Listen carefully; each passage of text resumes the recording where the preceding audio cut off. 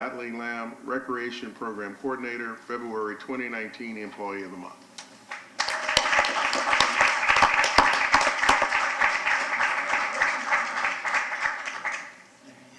Thank you.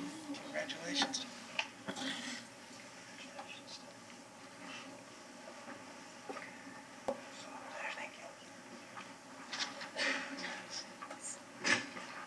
We'll now recess the work session and convene the CRA meeting.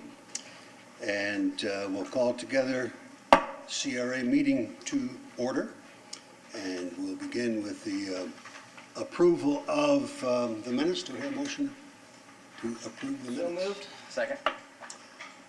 All those in favor say aye. Aye. Aye.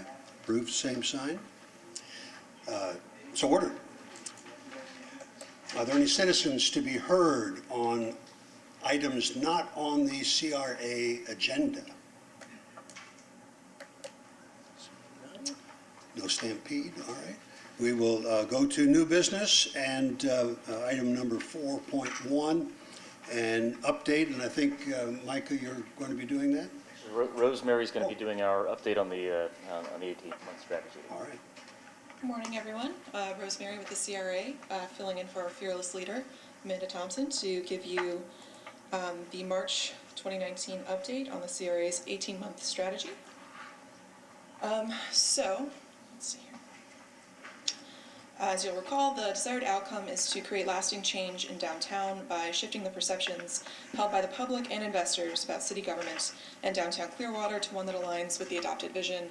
As we spoke about last month, some of the messaging around that is to talk about downtown as a vibrant, lively, arts-infused, welcoming, and connected place. There are 4 steps to the desired outcome. Number 1, to commit to the 18-month strategy. Number 2, to communicate that. 3, implement, and 4, track and publish results. Then lather, rinse, repeat, 2 through 4 for the next 18 months.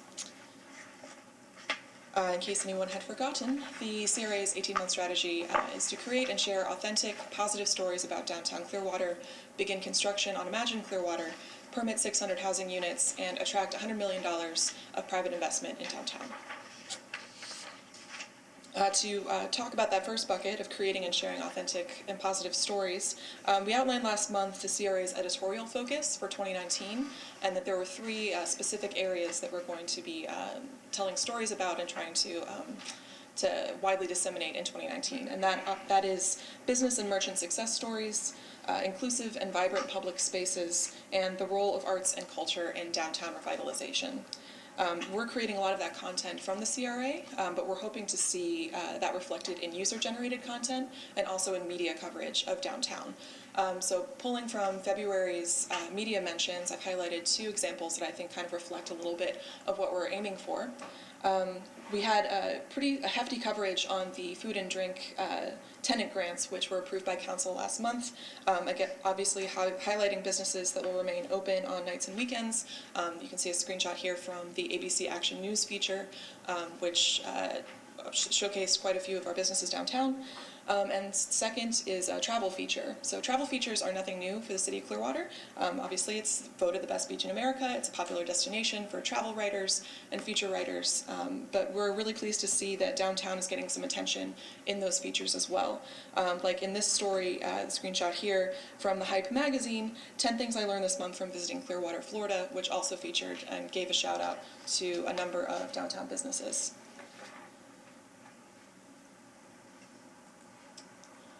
So one of our flagship programs for the first 6 months of the year is the Dreams of Dali virtual reality experience. We opened in January. We've had over 1,300 visitors to the space at Second Century Studios in that time.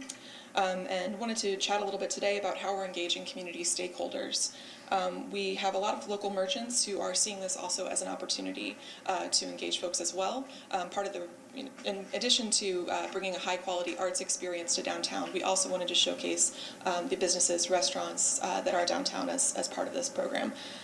So we have over a dozen downtown businesses offering discounts to folks who participate in the Dreams of Dali VR experience. Those are listed on our site at downtownclearwater.com and also featured in the space at Second Century Studios. Also, we want to extend a thank you to them and also say if there are other downtown businesses interested in participating, to please reach out and we'd be happy to work with them. What we're also seeing through this experiment is that the arts can create a positive and engaging community meeting space. We've hosted a variety of workshops, we've hosted field trips in Second Century Studios, and we have also had a number of organizations and other groups coming through to visit the space. This gives them a unique arts experience. It also helps them become kind of ambassadors for the program as well. Some of those organizations include the Clearwater Young Professionals Organization, the Creative Artists Guild of Dunedin, the Downtown Clearwater Merchants Association, and the Bay Area Concierge Association, just to name a few. And we're really excited to continue this throughout June. We have several groups scheduled to visit each month in the space, and again, if other groups are interested in coming through, please reach out to the CRA. So I wanted to highlight the audience survey that we have for folks going through the Dolly experience. The survey is providing some data points for us to evaluate success of the program. We've so far seen a response rate of about 22% from participants who come through the space who are taking the survey. To give you some context, an average response rate for external surveys is around 10 to 15%, so we're pleased to be exceeding that number. And there are 6 questions overall. It takes about 30 seconds to complete. And we have really a couple key questions for us in downtown. Some of these results are highlighted here on this slide. 90% of our survey respondents rate the exhibit and the space as excellent, giving it 4 or 5 stars. And again, since our ultimate goal is to showcase downtown's unique assets, this is a really key question for us. 94% of respondents are either very interested or interested in returning to downtown Clearwater. You can see that graphic on the slide here. And what's great is that no one has responded that they are not interested in returning. So we're pleased with that number. And as a bonus here, 68% of respondents are interested in learning more about downtown Clearwater, which means that we're capturing contact information and helping to build that network of engaged residents and visitors. So a storytelling focus for us at the CRA is our downtown mural program. We do want to showcase how public art can increase people's attachment to place. Last month we showed you one of our tactics in doing that by creating engaging video content. The latest video in our series is Peace Offering, which is on the Flag Company building in the downtown gateway. It's a really beautiful, colorful mural that kind of welcomes you into downtown. We're really pleased with the result. This was painted by the Gibbs High School Mural Club and completed in November of 2018. And we wanted murals that were inspired by the region's history, and this mural really does that, and this team took a unique approach in doing that, and wanted to showcase this video for you, which, bear with me for just a moment.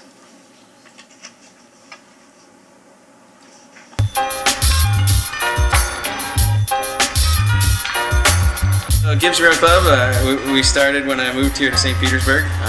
I've been an artist a freelance artist for a long time, but really started to think about teaching and giving back, kind of the same kind of experience that I had when I was in high school that got me on that art career path. And we really go out in the community and try to program working with kids and community organizations to paint murals. So this project that we're working on right now, we applied for a call to the artists from the city of Clearwater. They had 5 walls and 144 applicants, and out of those 144 we got selected as finalists. So to pay a little bit of tribute to the Flag Company, which is the building that we're painting on right now, we took the Florida seal in the middle of the Florida flag and we kind of deconstructed it. So they have the Native American woman that's dropping hibiscus flowers in the water. And then we also started to play around with the folklore of the area, how we're protected by the natives from natural disasters and storms. So that's why we have a big storm on the left-hand side and a sunset on the right.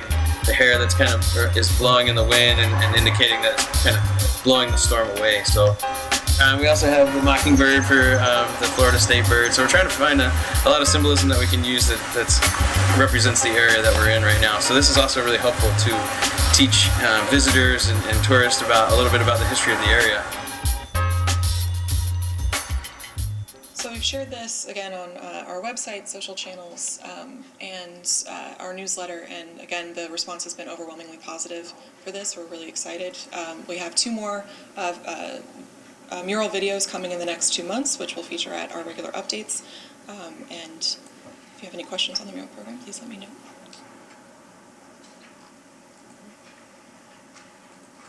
So transition a bit to outline the permitting activity within the CRA. There are 26 active and completed permits totaling over $1 million in February 2019. We've highlighted some of these projects and what they entail. The activities range from demolition to interior remodeling to converting retail space into a restaurant.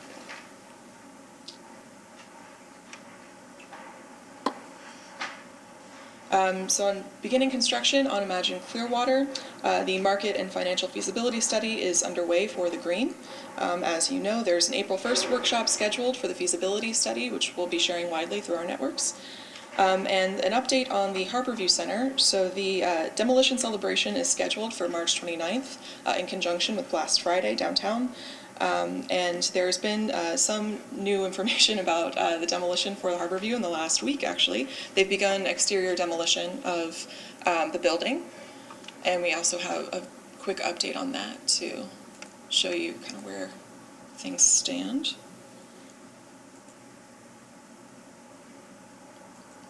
This was captured by our public comms team on Friday, but you can see... For some reason you think this is a game. This is not a game, Will. Look at you. Look at you. That's not it. That would be a very interesting overview. Let's see, how do I? We're going to add some subtitles to it.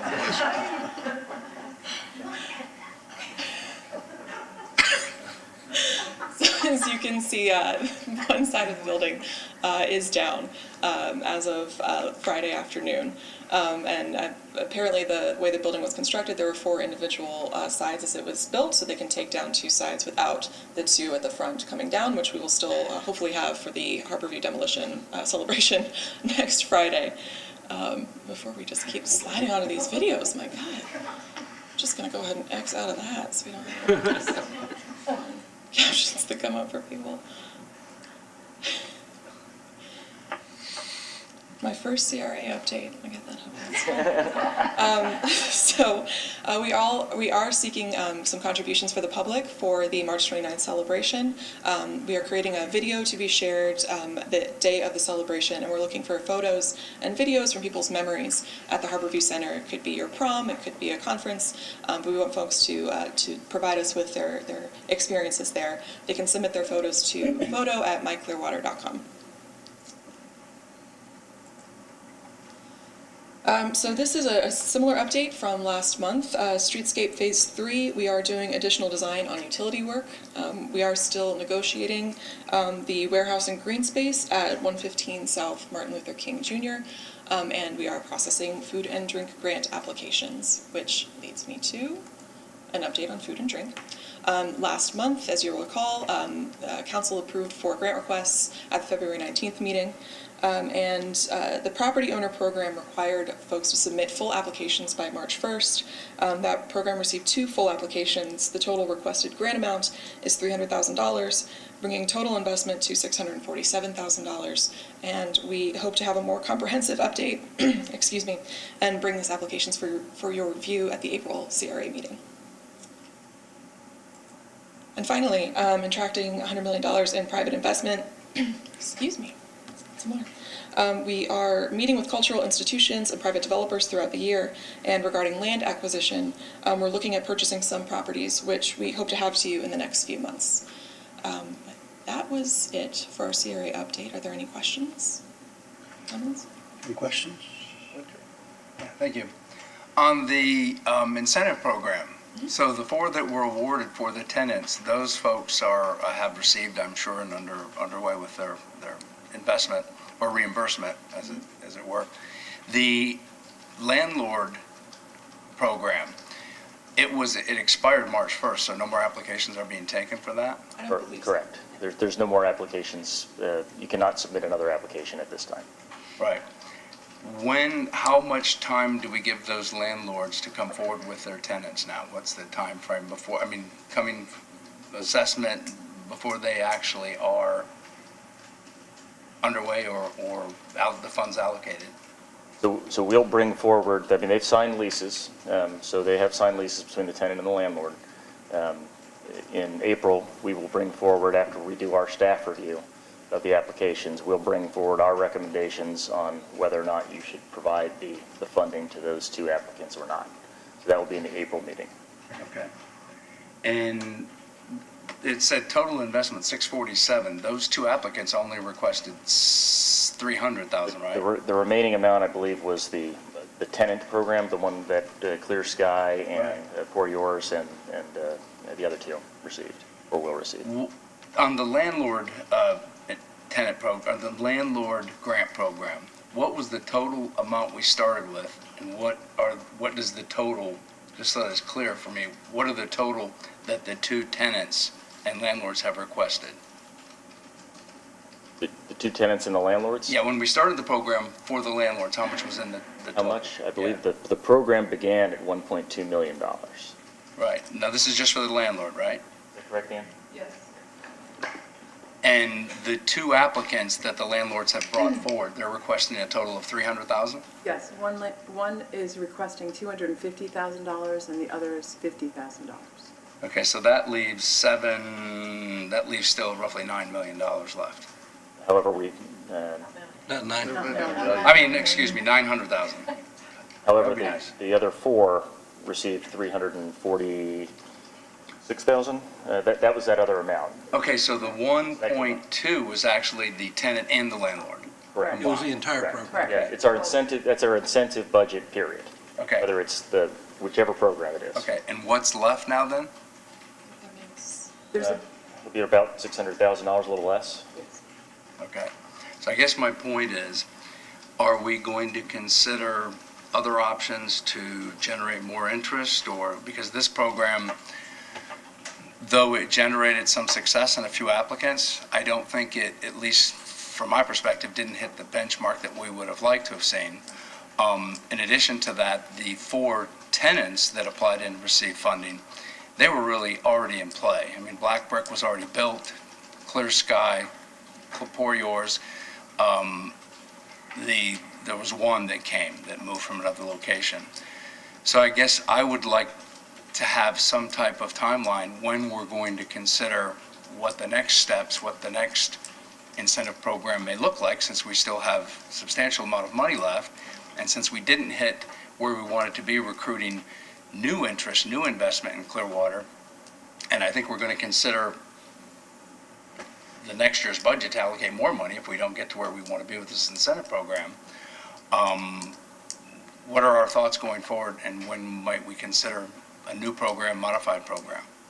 Our intent is to bring forward after the two applications that you have at the April meeting, after we have that item, the next item on that agenda will be to discuss where we go incentive-wise in the future. We're going to take the next month or so to identify those things that worked and did not work in the program that we just completed, and we'll bring that forward for some conversation with you all at that meeting, right after the item, right after the approval or denial of those two applications. Okay. And then the other two applicants are going to come forward with either approval or recommending denial in April? Yes, they're coming, The yeah, landlords so that, are- yes, in April, they will come forward. We'll have that item first. Okay. The next item after that will be a discussion about the incentive program and how we move forward Okay. with incentives in the future. And then finally, if I may, one more question on the MLK site. When are we going to make a final decision? Because I've not heard real positive things about the one respondent for that RFP. So, and I know there's still interest out there. Maybe didn't come forward for whatever reason when the RFP was let, but I'd like to have an idea when the final determination is going to be for either recommendation or not. And the other part of that is, so you have this incentive program, but it doesn't really apply to that site, which is still in the CRA because it's a city-owned property. So we have a tenant, we have a landlord. In this case, the landlord is the city, unless we're looking to sell it. Are we looking to sell or lease that? We left the option open to the respondent. They have a desire to purchase, and that's what their bid was based on. Okay. But to, but to talk to the other piece of that, they called late last week. I'm going to be speaking to them this week, and we'll see exactly where we are on that. And at the next meeting, we should have a good update on that. The only thing I would like to maybe have staff consider is if there is somebody that is interested in the incentive program, either a tenant or a buyer, how might that work or look for that property? You know what I mean? Would they be able to apply for the funding, or as the city being the landlord, how would that work if somebody was interested in the incentive program and that property? Is that, So you mean as we are creating? Well, could they apply? The program is? Yeah, Let's- it is a little tricky because of the ownership. Right. The ownership and the timing. We can certainly consider that as we're kind of moving forward with the new Right. program. However, you can always provide incentives as part of the actual Right. purchase sale agreement or lease agreement, whatever it might be. Development agreement. Development agreement. Right. There you go. Thank you. Okay. Well, I knew it was a unique situation, and if somebody was still interested in the pool of incentive money, how might they approach that and buy that property? Would they still be entitled to fill out an application for the incentive? You know what I mean? Idea. Yep. So, okay. If I could add, on downtown. State your name, I'm please. sorry, Ann Fogarty, France, Business Assistance Manager. We do have on the downtownclearwater.com website a incentive form, so if someone who's listening, or if you know someone, council member, who is interested in some kind of CRA incentive, there's a form that they can fill out and submit to us to start the conversation. Okay. Okay. Good. Thank you. Well, I think, to dovetail off of that conversation, the one thing I want to be sure of is, the incentive program, I think, is very good. And I think the more, as the existing applicants get open and underway, it's going to create it. But I'm going to be very careful, and I don't know that I'm going to be in favor of doing any type of, in the future incentive program, having it be more lenient or more, I don't want to give someone who's coming in, second in line or in the second wave, having a better deal than the people who were the first ones to come through. I don't think that looks good, and I don't think that's a good approach. Obviously, the more money and the more capital that the company is going to put into the project, the more attractive it is for us to be, to make sure they come. But I don't think the people getting the second bite of the apple should have a sweeter taste than the first bite. So I want to be careful of that. I do think it's important to take a strong and I would say long, but short look at the remainder of the funds that are available and see where that can be best used this year. It's going to be hard down the road to ask for more money if we're not spending the money that's been given to us now as in the CRA. And so I think we're all looking forward to find out what other ideas you have for using these funds. I think it's important. Do you have something, sir?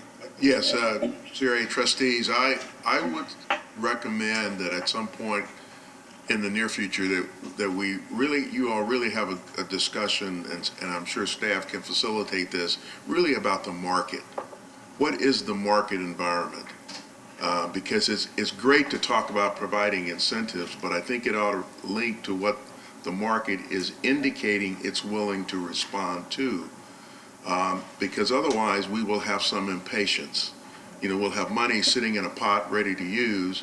We won't have people who are interested in using it because the market isn't ready to respond.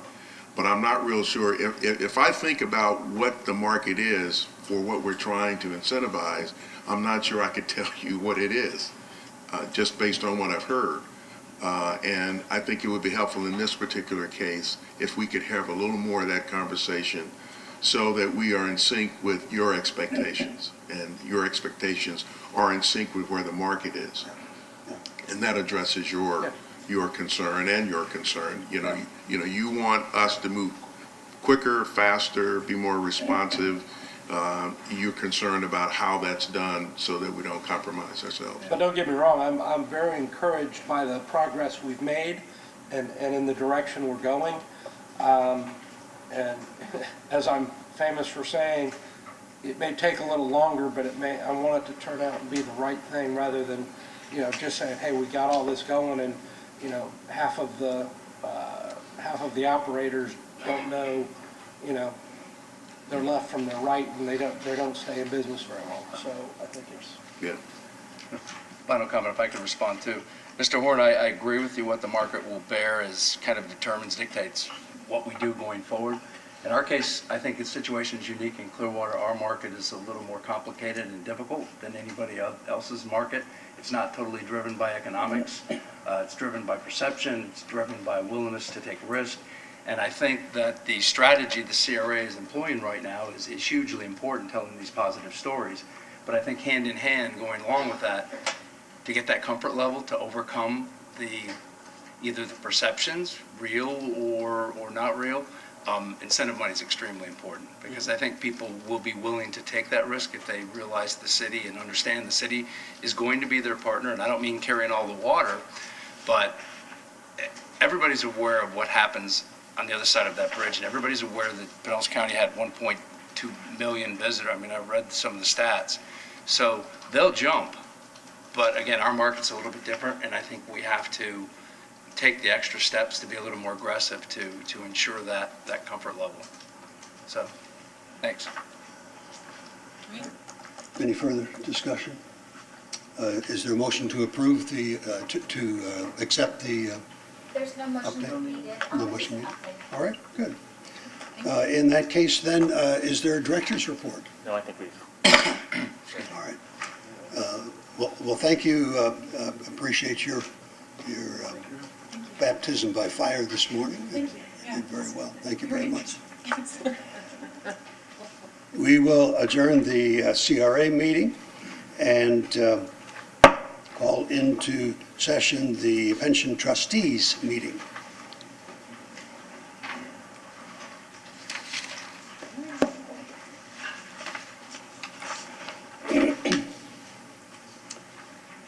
Do I hear a motion to approve the minutes from February?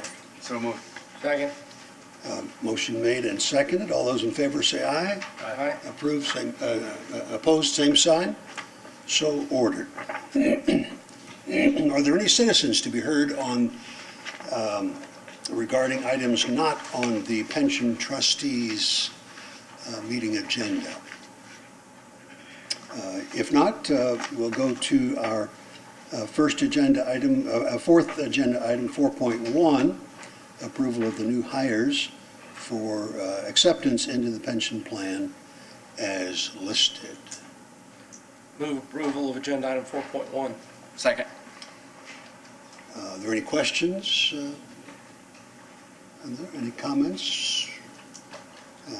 All those in favor say aye. Aye. Opposed, same sign. So ordered. 4.2. Good morning. This item is to approve the following request of employees to vest their pensions as provided by Section 2. Since you don't have a name tag up there, you could give us your name, I please. apologize. Jennifer Poirier, I'm the Human Resources Director. Thank you. So again, the item is to approve the following request of employees to vest their pensions as provided by Section 2.419 of the Employees Pension Plan. Move approval of agenda item 4.2. Second. Second. Any discussion on the, on it? All those in favor say aye. Aye. Opposed, same sign. So ordered. 4.3. To approve the following request of employees for a regular pension as provided by Sections 2.416 and 2.424 of the Employees Pension Plan. And those names are listed. Is there a Move motion? approval of agenda item 4.3. Second. Second, any discussion on this item? All those in favor say aye. Aye. Opposed, same sign. So ordered. 4.4. The Finance Director, Jay Ravens, is going to provide a presentation. Good morning, trustees. Jay Ravens, Finance Director. I'd like to take you through a brief review of the pension plan's investment performance for calendar 2018. Please stop me at any time with questions. As you're aware, the plan's investments are monitored by the plan's investment committee. The committee meets quarterly with the plan's investment consultants, cap trust advisors, to review performance of the plan's 21 money managers. Membership of the committee includes city staff, representatives from the employee unions, and a citizen appointed by the trustees. For calendar 2018, the plan's overall performance was poor on an absolute basis, with a negative return of minus 2.65%. This was reflective of the overall investment market, especially the significant downturn in December. However, on a relative basis, the plan performed well, outperforming the plan's benchmark of minus 4.62% and placing in the 29th percentile of public pension plans. The following slides provide performance for the various investment categories and money managers of the plan. You'll note on this slide that domestic equity outperformed both its peer group of other public pension plans and the benchmark, though the absolute return was poor due to the market downturn. International equities also outperformed both other public pension plans and the index, though the absolute return again was poor due to the market downturn. Domestic fixed income did not have a good year on an absolute or relative basis. However, the relative underperformance was relatively minor, and their 3-year and 5-year performance continues to beat both the peer group of public pension plans and the index. The investment committee has continued confidence in both of the money managers in this category at this time. Real estate had a good absolute return of 6.15% and also outperformed both other public pension plans and the index. The aggregate 3-year return for the plan of 6.41% places the plan in the 38th percentile of public pension plans. The 5-year return of 5.77% places in the 24th percentile, while the 10-year average return of 10.51% places the plan in the 1st percentile of public plans. The plan's investments continue to perform well relative to other public pension plans. Per this slide of large cap domestic equity money managers, the only underperformance on a relative basis, highlighted in yellow, was our passive large cap value index fund, which performed as expected in the 54th percentile.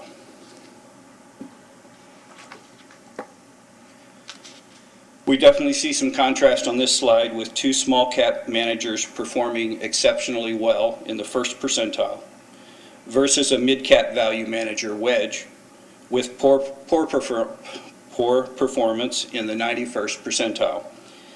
The investment committee is inviting wedge to our next investment committee meeting to review and discuss the underperformance over the past year. This slide provides performance of our international equity managers. The investment committee invited TS&W to their February quarterly investment committee meeting to discuss the underperformance. The committee is not recommending any action at this time and will continue to monitor the performance of TS&W closely. DFA is a newly hired manager that we will closely monitor going forward. As mentioned earlier, while the calendar 2018 performance of our 2 fixed income managers was not good. Their long-term performance remains strong, and the committee is confident that their performance will improve. Our real estate managers, excluding our infrastructure manager, IFM, were somewhat of a mixed bag, with our core and core plus managers outperforming other public pension plans, while our timber and REITs managers underperformed. We are recommending no manager changes at this time, but are closely monitoring the underperformers. Finally, our new infrastructure money manager performed very well on both an absolute and relative basis. That concludes the presentation. Be happy to answer any questions. All right, thank you, thank you.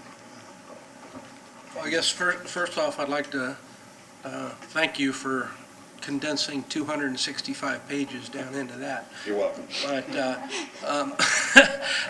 what is the overall impact of this? What do we see the overall impact of this being towards our necessary pension contributions for next coming? That's being determined as we speak with an actuarial valuation. We did have a very good year drop off of the 5-year rolling average.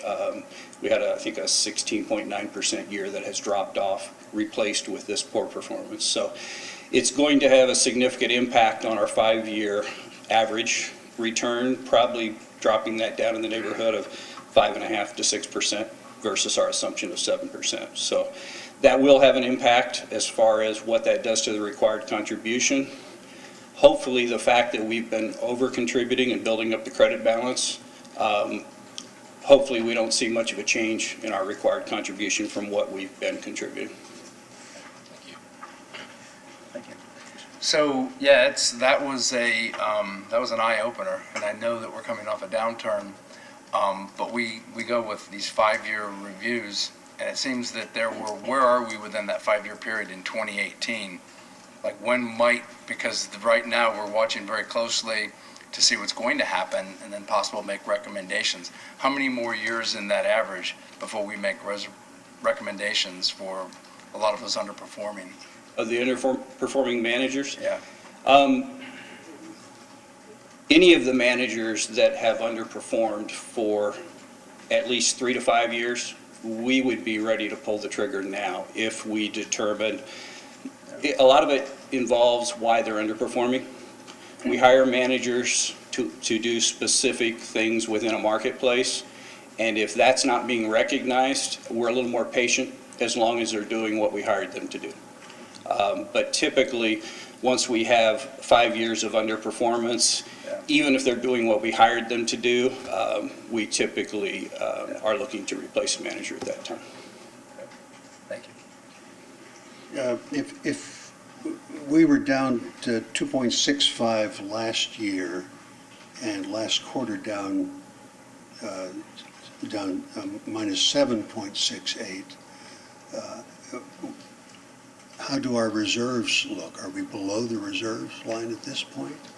And expect to, I mean, I saw the figure, I don't remember exactly what it was, $80 million I'm not sure of value gone in the last quarter? Yeah, I'm not sure what you're referring to, though, when you say below the reserves.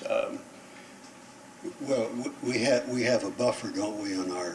Oh, with the credit balance? The credit We have not used any of the credit balance to date. Pending the results of the next actuarial valuation, if it came back with a significantly increased required employer contribution, that would be the point at the time that we would approach the trustees and city council for a determination of whether we want to use any of that credit balance to lessen the impact on the general fund and the enterprise funds. So at this point, the underperforming managers and stocks, you're not quite at the point of replacing them? None of the current underperformers, no. Overall, the plan performed very well. We did have a few underperformers, but you always do because they're not always in favor. They can be doing exactly what we hired them to do and doing it well. and still underperform if their style is out of favor. So we have to look closely at why they're underperforming versus just the fact that they're in that lower 50 percentile. All right, any other questions or comments from our people here? Well, thank you very much, and we're looking for brighter things ahead, aren't we? To see those numbers continue to go up. All right, do you have a report for us, Ms. Poirier? All right, thank you very much. We will adjourn the pension trustees meeting and move on then to the reconvening of the work session. And I'm going to turn it over now to our city manager, who will go through these items. Thank you, Vice Mayor. Item 3.1, amend the city's fiscal year 2018-2019 operating and capital investment budgets at first quarter and pass the appropriate ordinances on first reading. Ms. Castle. Good morning, Council. Kayleen Castle, Budget Manager. This is the first quarter budget review for the fiscal year 2018-19 budget. This report reflects 3 months of activity, October through December, and also includes council action to date. In the general fund, revenues and expenditures are increased by $701,129. This general fund increase is primarily related to council-approved appropriations of general fund reserves, which total $557,090. This includes an increase to the fire department of $124,005 to fund this year's increase for the IAFF contract. Costs associated with the City Hall move, which total $383,085, and $50,000 to fund the grant to the Coast Guard Auxiliary Be Safe, Inc. Other general fund amendments include an increase of $143,669 to fire department overtime, offset by reimbursement revenues from Pinellas County for fire and EMS support, and an increase of $370 for the departments that receive safety awards, which are funded by revenues from the Central Insurance Fund. In addition, revenue is amended to recognize $1,543,149 in surplus land sale revenues from the sale of the old East Library and the Damascus Road properties. This revenue surplus nets a return of approximately $986,059 to general fund reserves at first quarter. Adjusted for all items listed in this report, general fund reserves are approximately $27.8 million, or 18.8% of the current year's general fund budget, which exceeds our minimum reserve requirement by $15.2 million at first quarter. Expenditure amendments in the Marine Fund reflect an increase of $620,000 to fuel for resale to better project anticipated expenditures for the year. This increase is offset by a budget increase to fuel sales and current operating revenues. Amendments to the Parking Fund expenditures reflect an increase of $96,394 to fund enhanced Jolly Trolley spring break service as previously approved by Council. First quarter amendments to the Garage Fund expenditures reflect an increase of $390,222. This is primarily due to the allocation of $390,000 from fund reserves transferred to the Fleet Management and Mapping Project as previously approved by Council. In the Capital Improvement Fund, an increase of $5,811,509 is reflected at first quarter. This increase is primarily the result of the following amendments, which you'll recognize as they have all been previously approved. This includes an increase of $5,500,000 in grant revenue from the Tourist Development Council for the reimbursement agreement with Ruth Eckerd Hall, $390,000 of garage fund revenues in the Fleet Management and Mapping Project, and $383,085 of general fund revenues in the City Hall Move project. Other amendments to capital projects are reflected to bring the budget in line with the actual activity in these projects. This includes a decrease of $100,000 in state grant revenue in the McMullen Tennis Complex project, a decrease of $500,000 of FTEP grant revenues in the Sanitary Sewer Extension project, an increase of $36,585,000 in Pinellas County reimbursement revenue in the Sanitary Sewer Repair and Replacement project, and an increase of $16,878 in grant revenues from the Department of Health and the reverse osmosis plant expansion project. And finally, in the Special Program Fund, an increase of $1,325,828 is reflected at first quarter.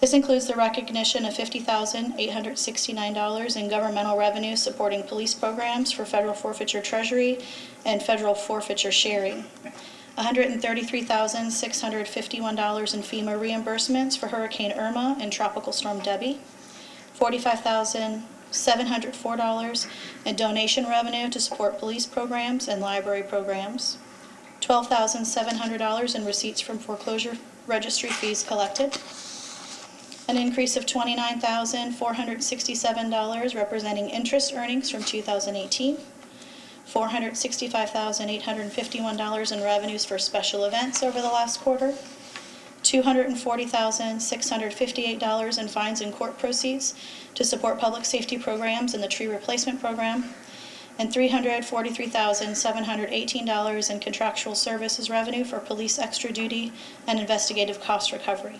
I'd be happy to answer any questions you have. Any questions? One. Please. Thank you.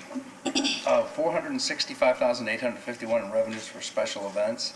That's the special events. That's like Coachman Park, things across the city. Those are. It's just the funding that we capture in the Special Program Fund. It is primarily things at Coachman Park, though, and it's from some last year, the end of last year, through what's this month? March through February. Okay. Okay, it's a substantial number then. Revenue's coming in there. Okay.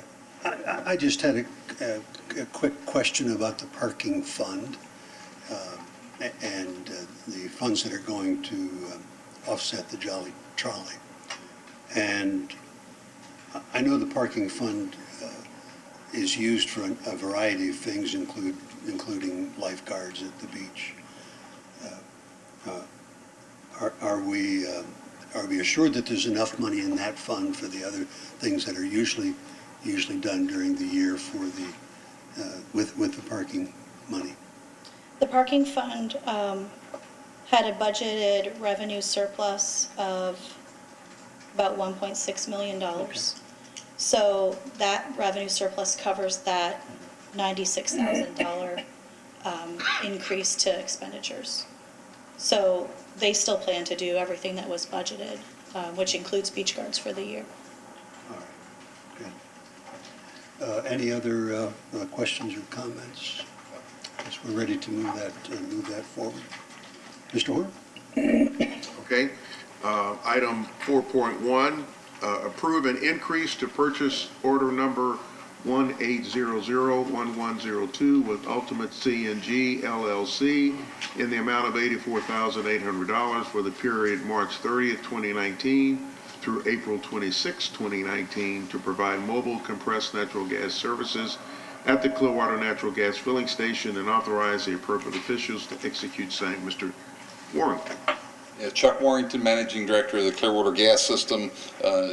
Brian Langill was going to be here this morning to present, but is feeling ill this morning, so I'm here. This is hopefully the last time you'll see this item, and it's only here as a precaution. We did get the parts in last week to repair the unit. The unit's been repaired. It's now today starting to run without load. We're going to run it for a few days to make sure all the parts work fine and whatever before we release the fuel mule to be gone. But in case something breaks down and it doesn't work fine and whatever, this is another month's opportunity to keep the fuel mule here to keep us in operation, because we do need to keep it in operation in order to supply service to the solid waste vehicles and all the other vehicles we service. But hopefully we will not use this. This is just a precautionary dollars to add to the purchase order in case something happens. Any questions on the 4.1? Okay. Hamilton. Actually, a question for the city manager on this. This would not fall under your purview, be able to approve something under $100,000? on this? I mean, I Well- thought you were allowed to, because, I mean, hopefully it's money that's not even gonna move out of an account. This is in the case they need it, we're authorizing it, but, I think it's because there's been so much. We have the purchasing manager answer that, because it's Okay. cumulative, it relates to the accumulation, the Oh, total okay. amount to this vendor. all right. Good morning. Alice Benj, Purchasing Manager. Ms. Silverboard is correct. Bill's authorization for 10% increases on the most recent authorization amount that council has approved.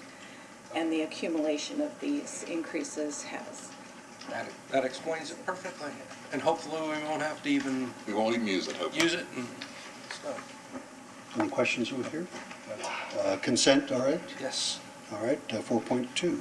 Approve an annual blanket purchase order contract to J.W. Harris Contractors, Inc.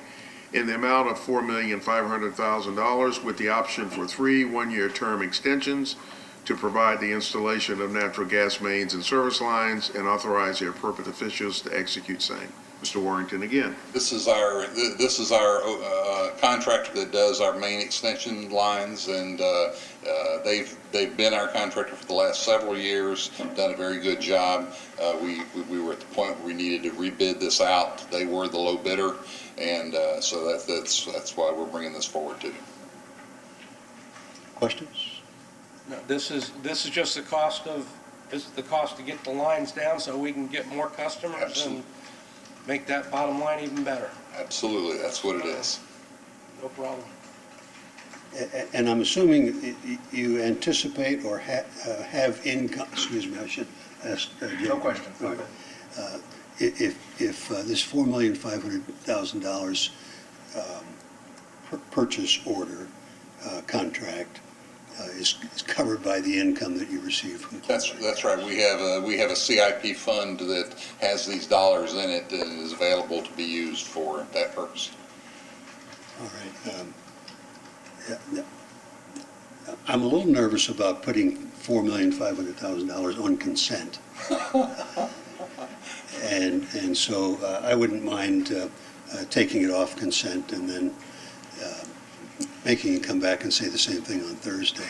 When we have a full council here, I'm sure it'll pass, but it would make me more comfortable. All right, thank you. All right, thank you.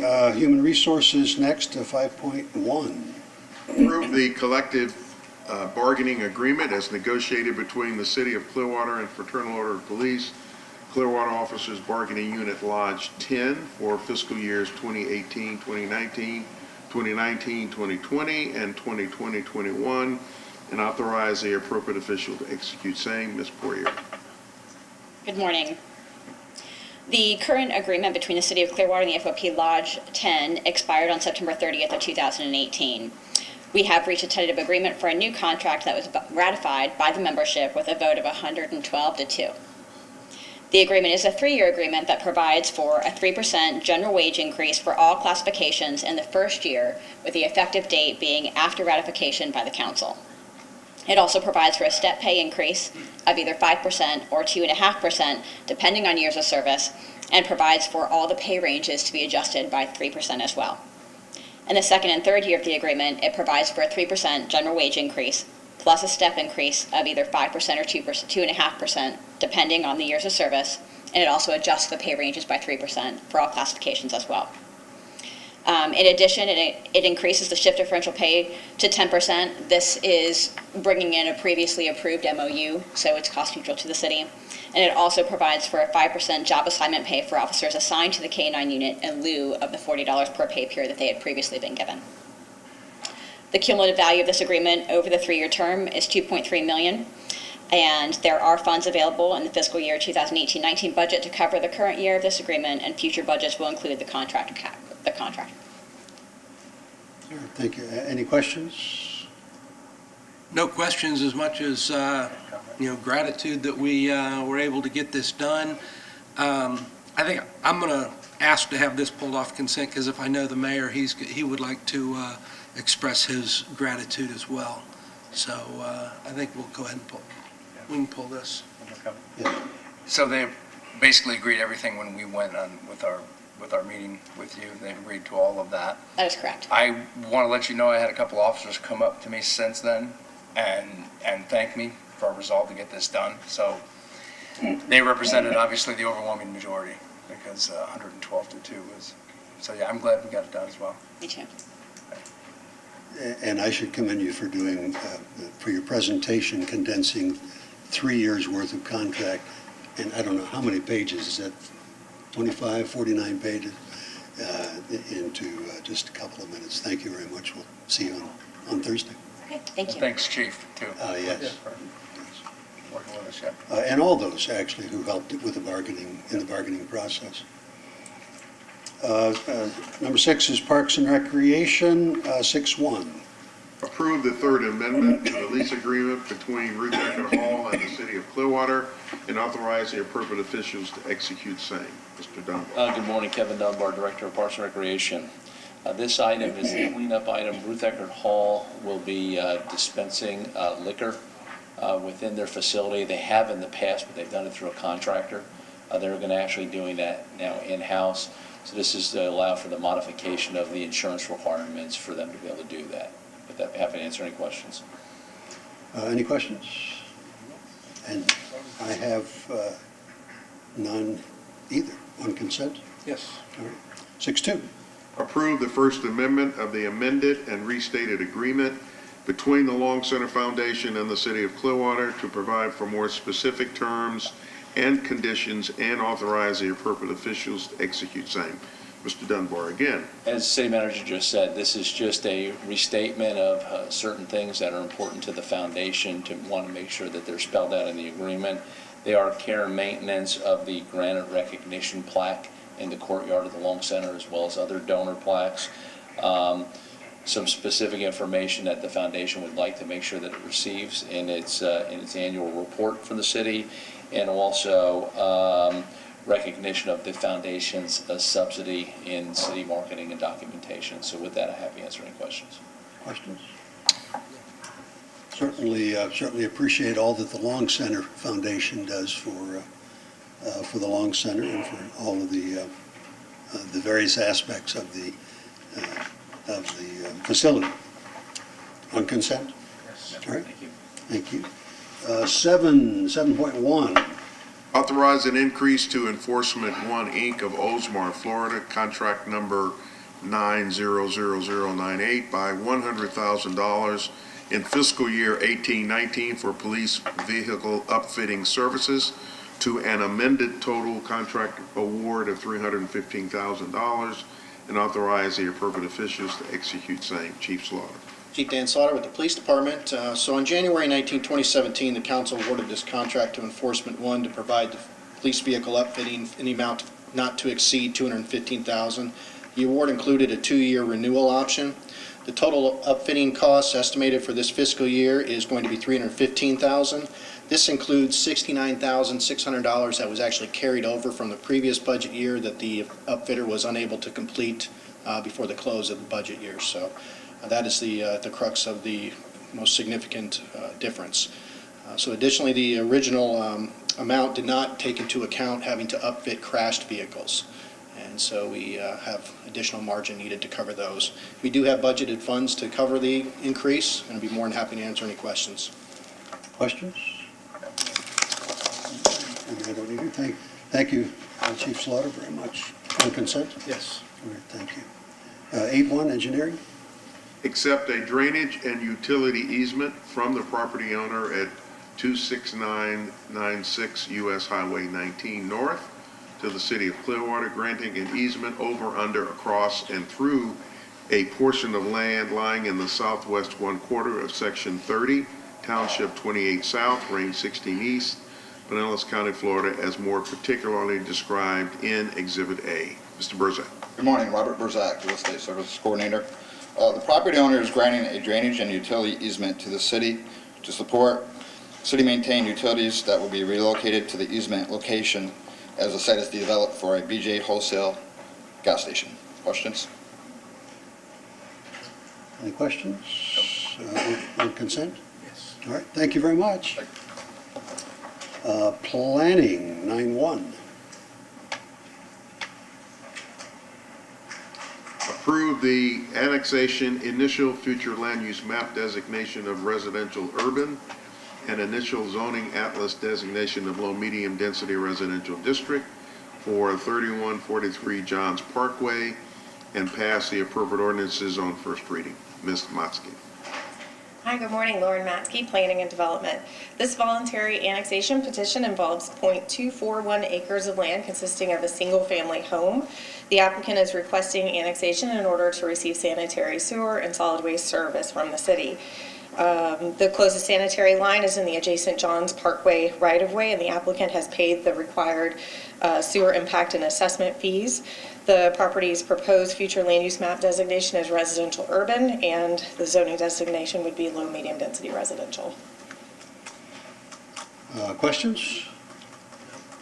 All right. We'll keep that on the agenda. 9.2. Thank you. Approve the annexation, initial future land use map designations of US 19, Regional Center and Water, and initial zoning atlas designation of US 19 and Preservation Districts for an unaddressed parcel located between 2991 Gulf to Bay Boulevard and Old Tampa Bay, and pass the appropriate ordinances on first reading. Ms. Matzke again. So this is the first annexation since we adopted the US 19 district and zoning district and development standards. It involves 1.68 acres of property, which is about 0.41 acres of uplands and 1.27 acres of submerged lands, more or less.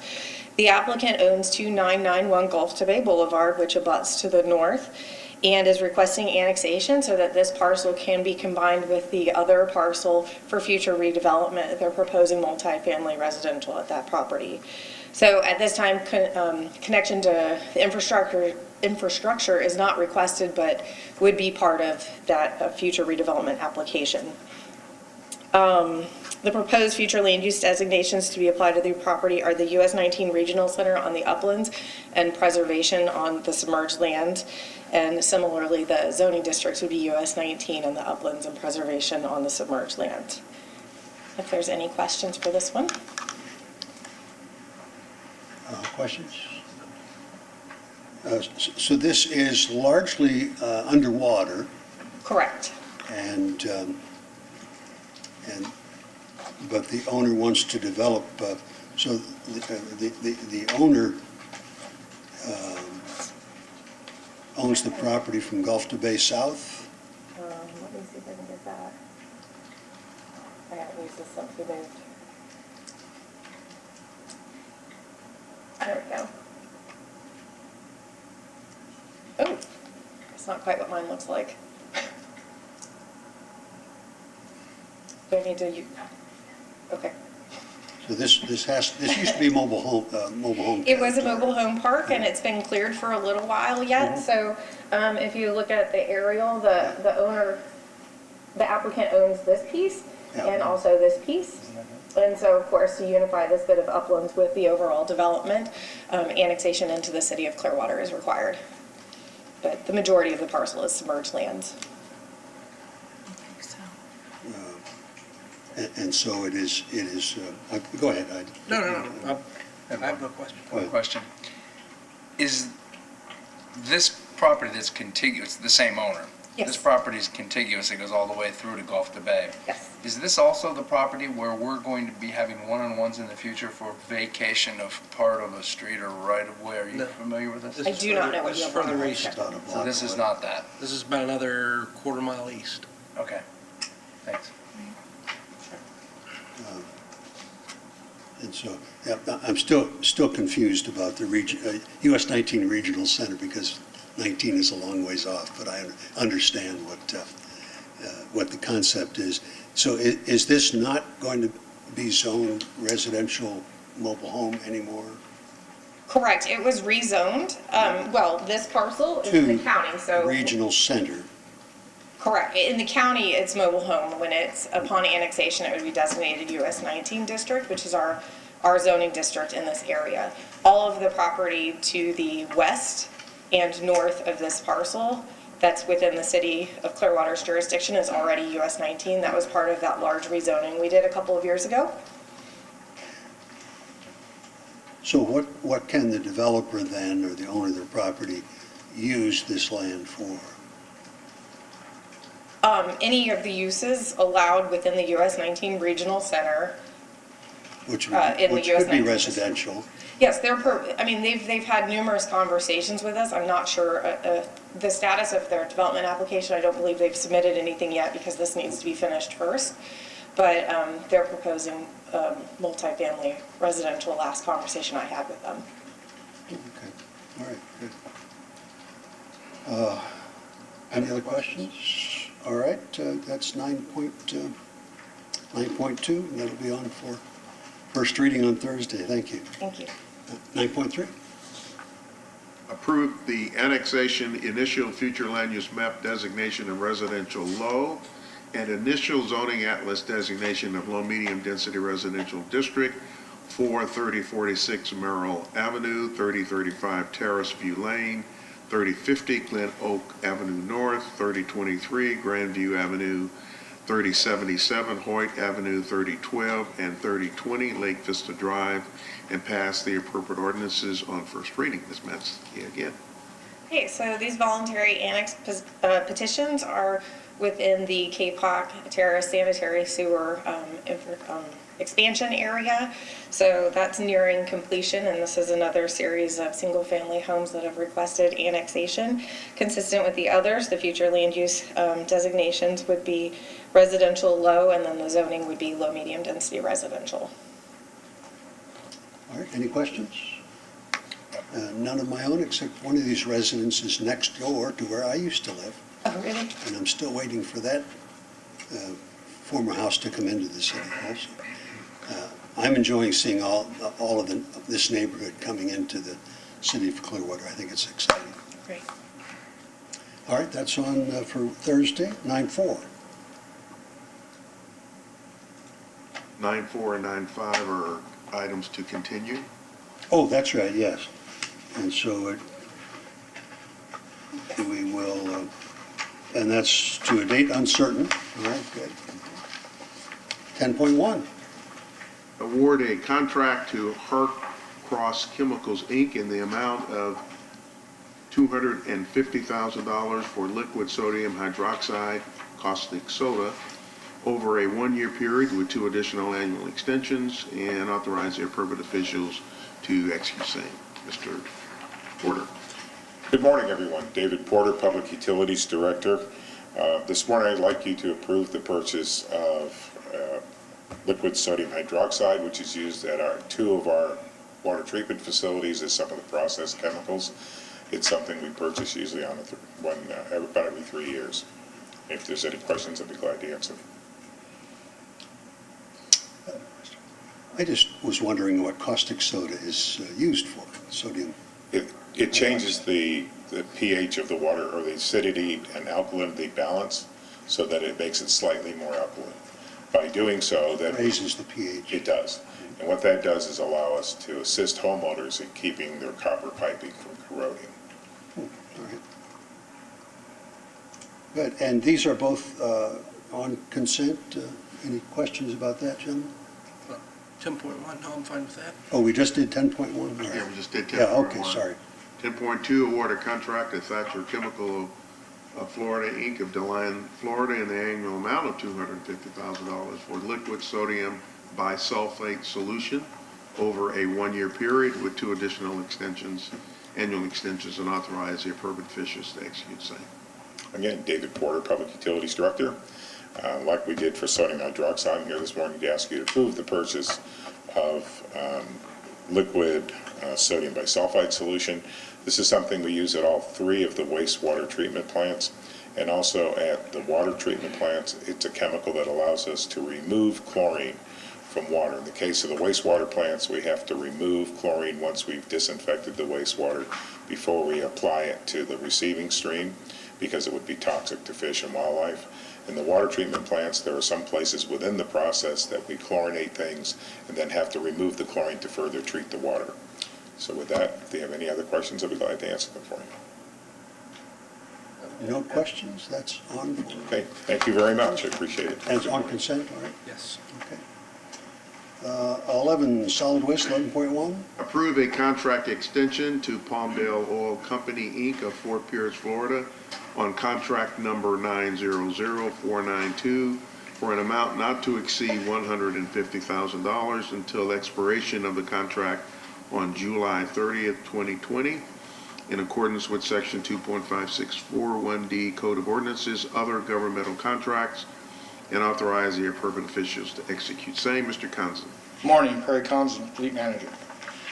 This contract is a collaborative agreement that the City of Clearwater and the City of St. Petersburg worked on together. This cooperative consists of several other municipalities within Pinellas County. All right, any questions? No questions. Consent, all right? Yeah, but if I could, what have you bought? Just get a quick update on on the transfer station. How's that progress coming, construction-wise? Just for informational purposes. Yes, sir. Good morning. Earl Gloucester, Director of Solid Waste General Services. Transfer station project is going along great. Right now it's on schedule, on budget. And we have walls up, foundation working on the second level. Everything is going great with that with the project right now. We go out there and check it personally every week, and everything is on schedule and cooking right along. And the projected time frame for it to come online? We're looking at November, December of this year. Fantastic. Thanks. All right. Excellent. Thank you, gentlemen. Solid waste. 12.1 and 12.2 are both second readings.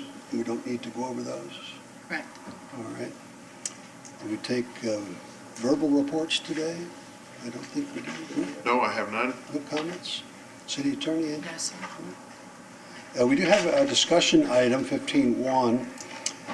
Councilmember Poglace has requested this about the Garden Avenue Garage parking space overselling. You might as well introduce it since you.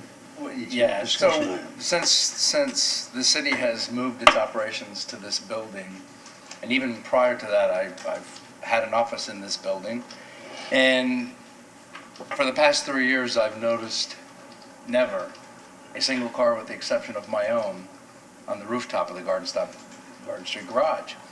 And so with all this talking of deficiencies in downtown parking, totally being at the forefront of every business owner I'm talking about, though there's not deficiencies every day currently, but that the projected deficiencies as we're successful in revitalizing downtown with new companies coming on board, even with us moving in this building, and there's I think some larger companies online to come to downtown in a few of our towers. And with the expansion of some of the other businesses that are just really, really doing well, No Before, for example, there is a daytime deficiency in our future. And so I wanted to explore a conversation. What exactly is the status of the Garden Street Garage? How many spots how does that work? What is the strategy? And I found out that there's either license agreements or there's cards, and it can be by company, it can be by individuals. There's quite a mix of how that parking is utilized. However, most of it, I think I have a total, commitment by 241. I'm not sure how many spaces there are total. 241 are currently committed that use those. But on the entire top floor, put it this way, there's either businesses that aren't here yet that don't utilize those parking spots, or businesses that have parking spots but have they can go on any floor and they choose not to use the rooftop. So that being said, I said, well, how do we, you can't make them park there. Do any other municipalities, is there a way to utilize those spots that are not being utilized? And as I found out that there is I don't know if it's common, there is a process where they oversell or rent spots when they're not being utilized.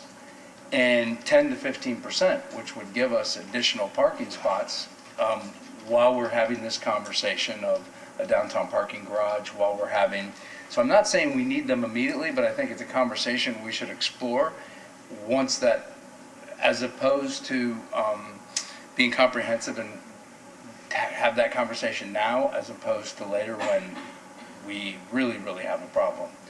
So with that, I open it up for discussion. I would like to maybe also have the mayor and Councilman Albritton weigh in on this too, because we could, if we do 10 to 15%, that could give us another, I don't know, 40 spots, 30, 40 spots, something like that. So I'd like to hear everybody else's thoughts on that. Yeah, I wanted to hear, if you don't mind, from parking and from you, the contracts that are on, the obligations, the risks of overselling, and the benefits, I suppose, of overselling too. Scott Rice, Engineering Department. Councilmember Polglaze has it correct. There are 241 permitted spaces in the garage, a total of 269 spaces available. So there's 28 that aren't accounted for right now. Excuse me.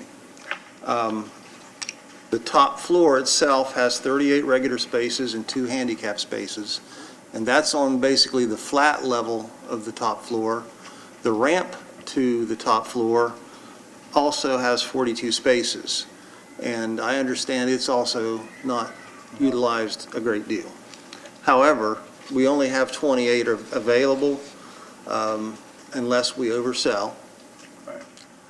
I guess I checked with one of our parking consultants to understand how that would work. The 10 to 15% came from that parking consultant. I don't know whether it's a good idea or not, but that's the number that they gave us.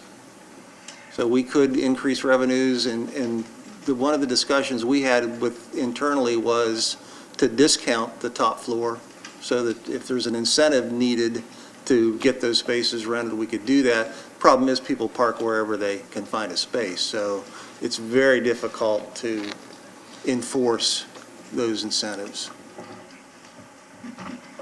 There's only 29 or 28 available to rent, so most of them are spoken for.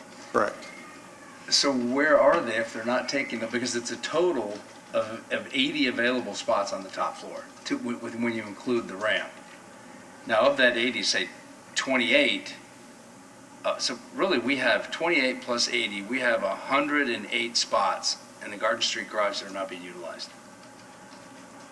241 of them are spoken for. So I guess I'm saying, I know the Loop left, Bank of America has some of those spots, so there's vacant businesses that they're holding on to those parking spots, but in the absence of either current tenants, I guess what's going to happen first? Are we going to fill up? I just see that there's an opportunity to have 108 spots utilized sooner than later if a need develops downtown. Well, I mean, and Scott didn't really address this. Staff has considered overselling before, but as a matter of practice, staff's view was that, people, when they purchase a space, they expect to get a space. So there's no compelling reason for us to oversell because the demand simply hadn't manifested itself. So if the demand manifests itself, there's nothing that prohibits us from doing it. We can very easily transition to an overselling environment based on feedback we're getting from people who are real familiar with this arena. So that's where the 10 to 15% comes from. So it's really a question of, when do you pull that trigger? We wouldn't, if we did pull the trigger, we wouldn't exceed what the industry standard is. And the other side of it is, clearly staff was intending to avoid what can be a very difficult conversation with someone who purchases space and can't find it. So if we do pull that trigger, then that means that all of us will have to own that practice so that if people complain to you about not getting a spot for whatever reason, but in our case, after 5 o'clock, all the spaces are available, so we're really only talking about during the business hours from 8 to 5. I mean, that's really what we're talking about.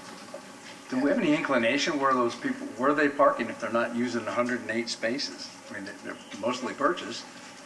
I don't have any information. I think they've just got those spaces reserved and they're holding on to them. Right. That's what it is, yeah. Yeah. you can't have them if you don't reserve them, so they're holding on to them even though they don't necessarily need them right now. And I don't know how you create the mechanism or the process, because to say, well, we're going to do, this month, there's no tenant, where the loop was, so that's all those spaces. We can sell those spaces for this month on a monthly thing, but as soon as they sign somebody to go in there, oh, by the way, now you don't have it anymore. I don't know how you do that. We're not making any revenue off of people reserving the spaces but not using them, are we? They're paying a monthly fee for They're this. still paying for it even though they're not using it? Yes. Correct. Okay, well, yeah, we're getting that revenue, so, and I understand what you're saying.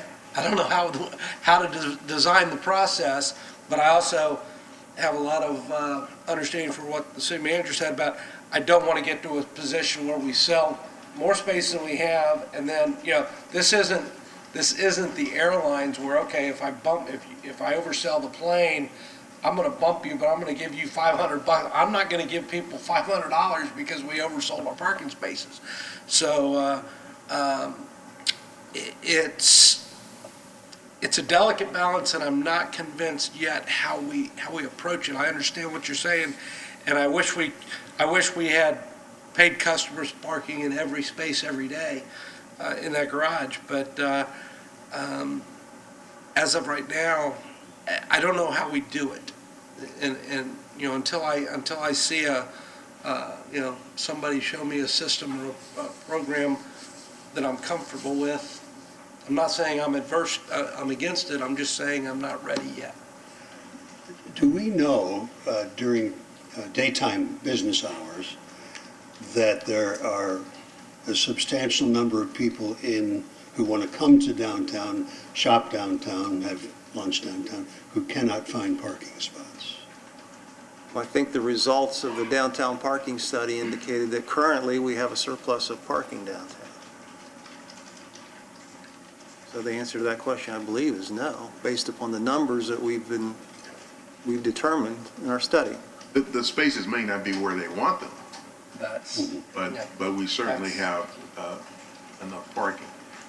I want to make one comment. We do have one business owner in the building that uses parking as part of his recruiting strategy. So he can't make a commitment to a prospective tenant without including a commitment to parking. At least that's the way he looks at it. So therefore, he's got to have those spaces in hand, which accounts for why, he is contracted with us for a certain level of parking, even though he doesn't always have a tenant there to use it. And we've allowed that to happen. So if you want us to change that and then have the owner come to us when in fact he has a tenant, and then he's eligible. He's eligible to whatever parking that's available at the time. That's certainly one strategy, but that is not often interpreted very well or received very well if we impose that kind of restriction. Am I correct? Correct. So we would be asking him, while he's still paying for those spots, to let other people park in those spots and pay for those spots. Oh, no, we wouldn't. If he has the agreement, he has the spots, those are his spots. Mm-hmm. If we implemented some kind of an overselling, then, that may or may not impact him. Don't know. But right now, there's no condition that we know of that's going to create an issue for him. We do know there are a certain number of spots that are available. Yes. Is there some way that we can count those cars that come in and to make sure that we can, if we start the tally at the total number of ones that are already paid for, and then go 29 or 50, whatever it is above that, so there are 50 patrons who could come in and park there. So is your question, how would we implement overselling? Is that what your question is?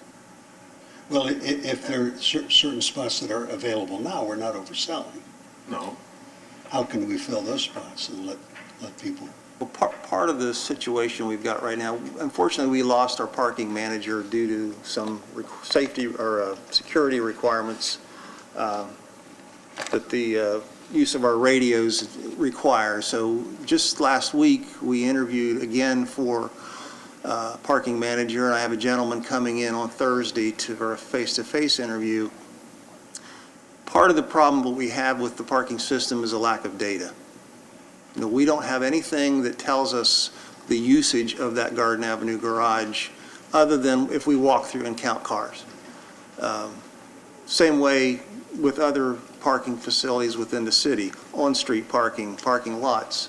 You know, we have the revenue information, but we don't have good, hard information on the usage. That's something that this new parking manager will be assigned to do, is to help us, you know, get information so that when we have a discussion like this, we have some numbers to work with rather than just concepts. So hopefully he'll be able to bring that expertise to us so that we can improve the operation of our parking system in the city. Would it be better to wait for that data? I agree. I think it would be helpful, but if I could just explore the comments you made about discounting the rooftop. So basically all that would do, people would take them, but now you would see the vacancies in the floors below, because it would still be the same situation until these businesses are leased out. So, But one of the license agreements includes a discount already. So now I don't know what the future status of that is going to be. It expired at the end of February, and I think there are some discussions going on about renewal of that, but there's already one tenant in the garage who gets a discount, and it's not for the top floor. yeah.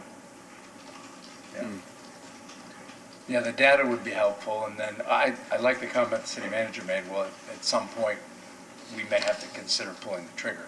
I don't know that we're there now, but I just wanted, with us going to be losing additional, and I know the parking study came back and said we have a surplus, but the key sentence there was, how close is it to walking to our establishments downtown? That was a problem. If it's, I think the comfort level was if it's more than 4 or 5, at least in Clearwater, maybe not St. Peter, somewhere else where you have destinations all the way to where you want to go.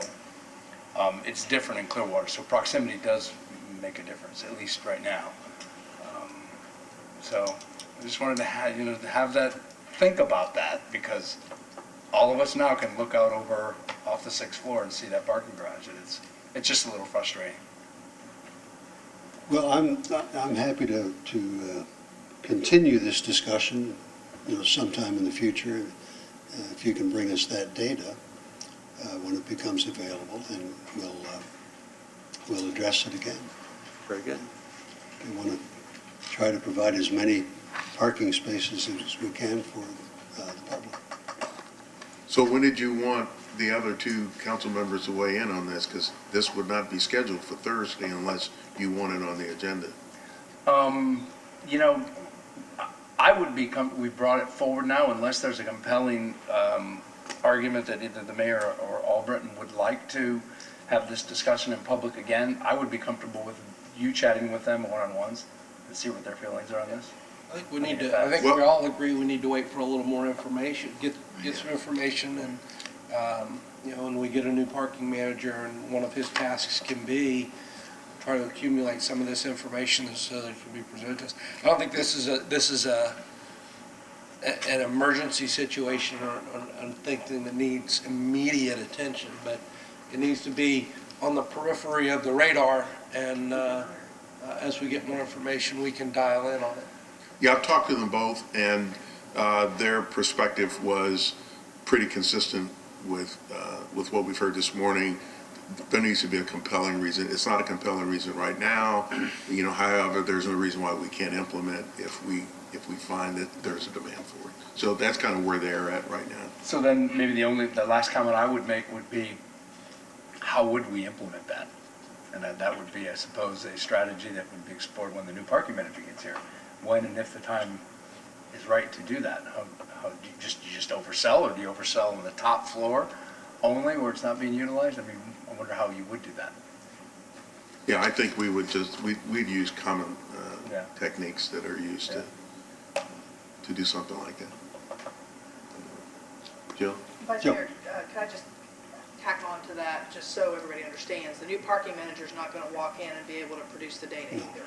No. We're going to Right, we have to come understand. up with an investment in either a technique or technology or some other methods that we will have to develop once we have this new person that Scott and I will work with to develop the right budget and the right set of solutions so that we do have those ways of collecting data in the future.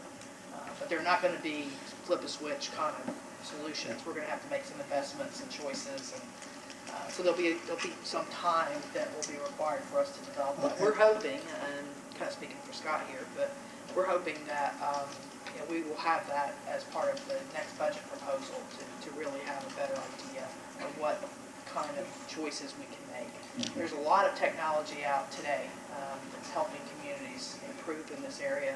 IT Director Dan Mayers in the back, he's very interested in this category as well.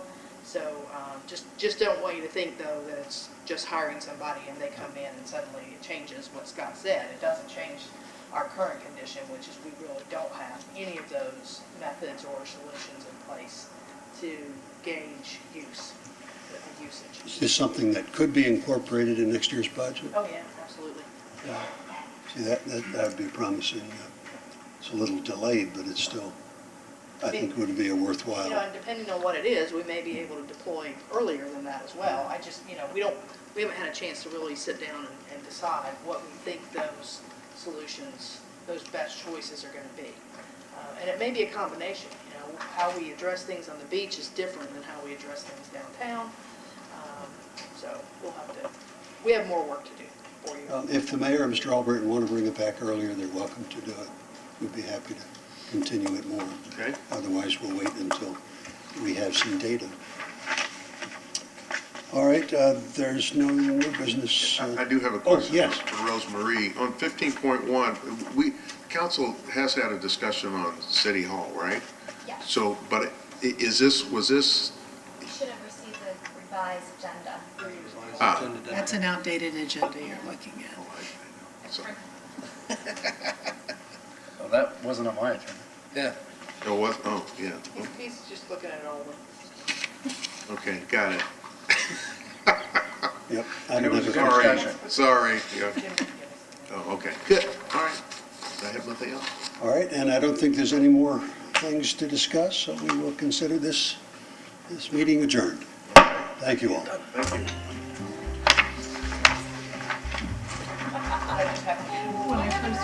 Oh, yeah. I should have, I just think about it. mine on Friday. I was Yeah.